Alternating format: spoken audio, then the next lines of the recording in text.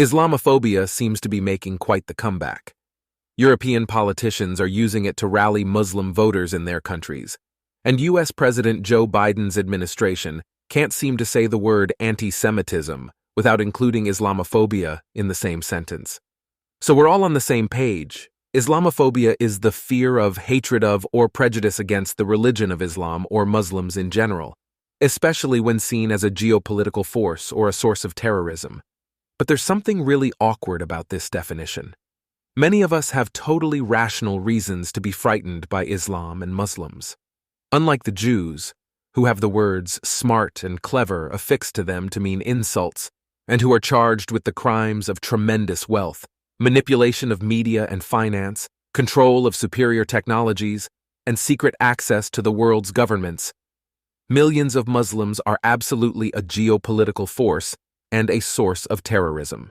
The Middle East and North Africa used to be predominantly Christian.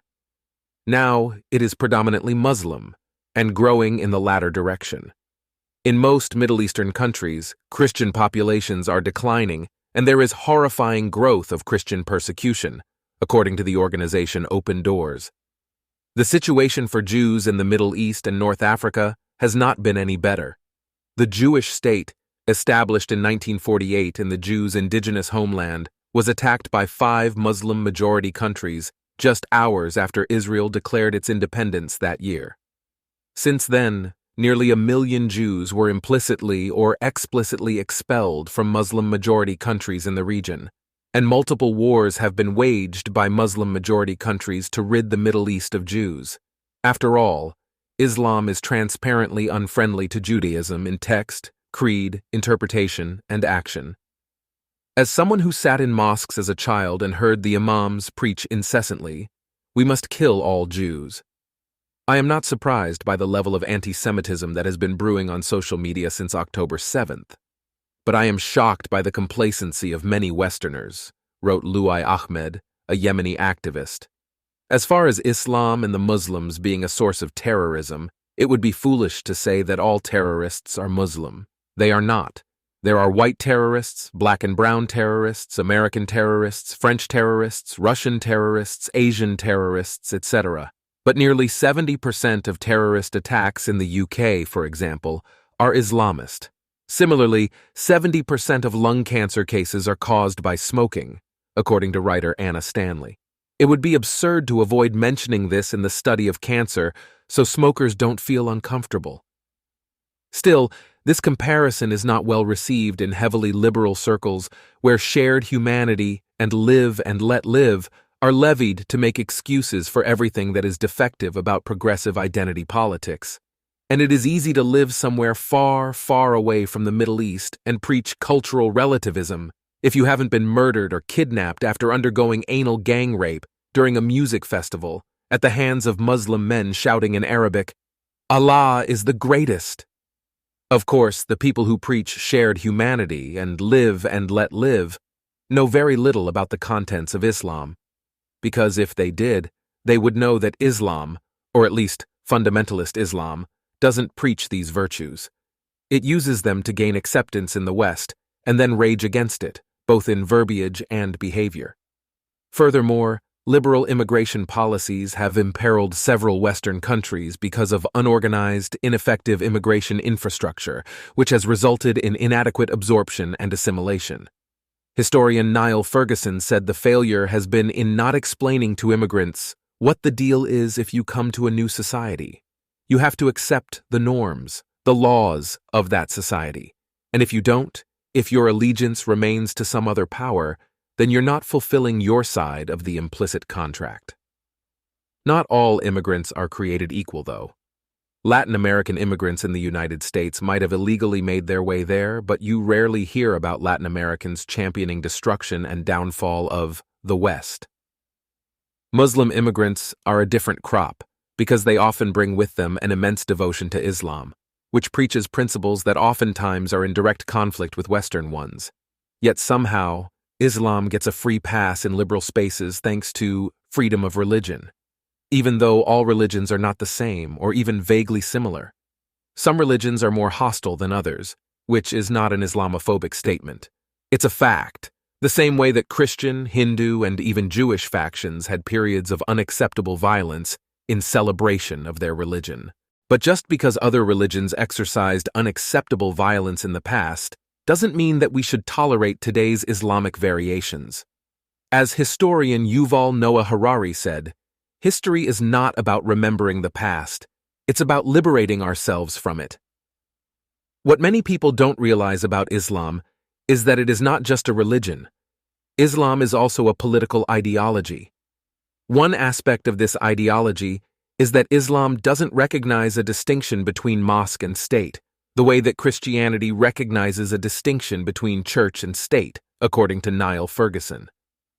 Hence why, in much of the Middle East and North Africa, society is fundamentally unstable. Lawrence, who knew Arabia well, compared it to shifting sand that one moment speaks quietly and the next turns into a storm. It is a society that has a strong tendency for violence, a society that can only exist under the rule of tyranny. It is a society that is overly preoccupied with genius, pride, and victory. It is a society that in a certain sense is still characterized by the ancient mentality of ancient times, said historian Ben Zion Netanyahu. And when the combination of this ancient mentality with the modern weapons of destruction is created en masse, the conditions will be created for the emergence of global shocks, and in my opinion, a threat like no other was created, not only for Israel, but for the entire West. Q. The Islamic Republic of Iran, which makes no secret about its profound distaste for the United States, Israel, and the West in general. It also makes no secret about its ambitions to develop nuclear weapons. You might have the luxury of taking the Iranian regime's hateful words and dangerous desires with a grain of salt, but as both a Jew and an Israeli resident, I do not. Hence, why am I incredibly supportive of the Israeli government's actions in Gaza, even as innocents die? Because I know that Israel's war against Hamas is not just a war against the world's fifth most active terror group. It's a war against Iran, which has routinely vowed to wipe Israel from the planet. Just this week, Iranian Supreme Leader Ayatollah Ali Khamenei tweeted about the disappearance of the Zionist entity from the face of the earth. Thus, to destroy Hamas in Gaza is to send a vital message to Iran that the Jewish state, and, by extension Jews, are not taking their Islamic proxies like Hamas lightly anymore. For those who don't live in Israel, I have no doubt that you'd want your government to do whatever it takes to ensure safety on your country's borders, especially against Islamic militias that vow to bring about your country's destruction. And I get it, not all Muslims are violent, Jew-hating, West-bashing sons of a gun, but to focus on all the peaceful Muslims is a charade that covers up a pertinent point. Like other religions, many Muslims are submissive to Islam's extremist elements. So, yes, these peaceful Muslims probably won't carry out a vicious terror attack in the service of Allah, but they also won't speak out against others who do. It's this sort of passivity that got 6 million Jews, 40% of the world's Jewish population at the time, systematically murdered in the Holocaust. It's also this type of passivity that, if fundamentalist Muslims had their way, would turn more countries into Islamic theocracies, where the pronouns of many of today's liberal Muslim supporters would be was or were. As the recent joke goes, there aren't enough tall buildings in the Gaza Strip to throw Gays for Gaza off of. In Gaza, the West Bank, Iran, and other places, Islam as a political doctrine is often used to cover up mind-boggling corruption. During the Second Intifada, a violent Palestinian uprising against Israel, for example, the immeasurably kleptocratic Palestinian Authority started incorporating Islam into its political rhetoric and adding jihad to its agenda. As a result, the authority gained even more support financially and politically within the Arab and Muslim worlds. Money officially donated to the authority during the Second Intifada jumped 80%, from $555 million to more than $1 billion. All this while, the Palestinian Authority refuses to use its considerable international aid, billions of dollars, to relocate more than 100,000 Palestinians from Palestinian-controlled refugee camps to residential locations in the territories, preferring to leave them confined under extremely unpleasant conditions. which is likely to make many of these Palestinians more religious and more radicalized. And get this, Hamas is even worse. An offshoot of the Muslim Brotherhood, Hamas started out in 1988 as an Islamic social religious organization, not a political one. But over time, Hamas leadership realized that, if it was going to stay in control of Gaza, it needed to adopt a socio-political program. In schools, community centers, and mosques throughout Gaza, Hamas infiltrates their content with anti-Jewish and pro-terror propaganda. Administrators, teachers, clerics, and community leaders are not just there to do a job, but to serve as mouthpieces for Hamas's genocidal, fascist, Islamic fundamentalist ideology. Dissidents are tortured and killed, often publicly to ensure others know what's good for them. Hamas operatives even kidnapped, tortured, and murdered the owner of Gaza's last Christian bookstore, and firebombed the place twice. For Hamas, being Muslim means supporting Hamas, and people who do not support Hamas aren't Muslims, wrote Allah Muhammad Mushtaha, whose family has lived in Gaza for generations. Hence, why Hamas uses mosques as warehouses to stash money, weapons, and equipment. Large, wrapped-up prayer rugs are donated to Gaza's houses of worship, except only special volunteers are allowed to open them or transport the rugs in and out. Big boxes are marked as food aid, but there wasn't food inside, just something made of iron, said Mushtaha. But don't tell this to all the overly liberal folks who march arm in arm with Muslims and Arabs under the pro-Palestinian banner, the epitome of selective outrage that only makes these people look like laughable hypocrites who are picky and choosy about the causes they support. Meanwhile, millions of innocents are dying in civil wars across Syria, Sudan, and Yemen. China has been displacing Muslims in internment camps. But these other events aren't cause for purposely stopping traffic in Western capitals and disrupting public speeches. However ridiculous these overly liberal folks are, I can accept pro-Palestinian demonstrations in the name of free speech and the right to peacefully protest. The more pressing problem is when these sentiments creep into our institutions, like academia, which they already have. At King's College in London, for example, students are taught that terrorism is not the problem, rather the systems they oppose are terrorist, reflecting postmodern identity politics dressed up as counterterrorism education. Everything is viewed through the lens of power. Either you're an oppressor or being oppressed, and Islamist extremism is simply exaggerated, even though a British government report's findings were in direct conflict to these doctrines of the day. In New York City, a public school is being accused of Jewish erasure after a map from one of its classrooms surfaced showing all the countries of the Middle East, except Israel, which is labeled a country that doesn't exist, Palestine.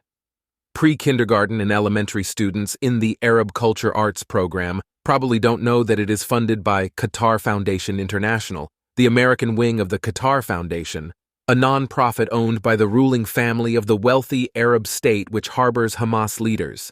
And a nationwide movement in America called Liberated Ethnic Studies seeks to introduce a divisive, politicized project into the country's K through 12 curriculum, disavowing a central tenet of education fostering national unity and cohesion. As part of their efforts, teachers are targeted for indoctrination into an ideology that casts Jews, Zionism, and the State of Israel as oppressors and enemies of progress. Unsurprisingly, prominent consultants associated with liberated ethnic studies are BDS movement advocates whose purpose is to aggressively inject everyone with heavily biased and grossly inaccurate anti-Israel materials. The University of California system rejected liberated ethnic studies, prompting its Ethnic Studies Council to write a letter to the University of California Board of Regents, accusing them of demonizing the BDS movement and equating it with anti-Muslim, anti-Palestinian sentiments. Some Muslims, though, are courageously speaking out against Islam's problematic and potentially catastrophic ways, and it's from them that we can truly understand Islam and Islamophobia. Dear Muslims, wrote Luai Ahmed, the world is scared of us, the world is laughing at us, the world is worried about us, and there are legitimate reasons for their worry that we cannot keep denying.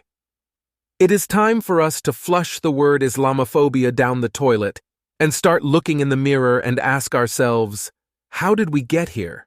How come the largest and most thriving terrorist organizations in the world are Muslim? Why do we keep repeating these Stone Age traditions that have failed us and continue to fail us? Meanwhile, we are stuck on Earth in the Middle Ages, going to our poisonous mosques every Friday, reciting the same chapters and the same stories of Muhammad, added Ahmed. Why haven't all of these books and teachings led to any scientific, technological, or medical advancements? 1,400 years of us, stuck, debating. Which is the correct sect? What is the correct interpretation? Who is a real Muslim? How can we convince people to become Muslims? Why on earth would anyone want to become Muslim today?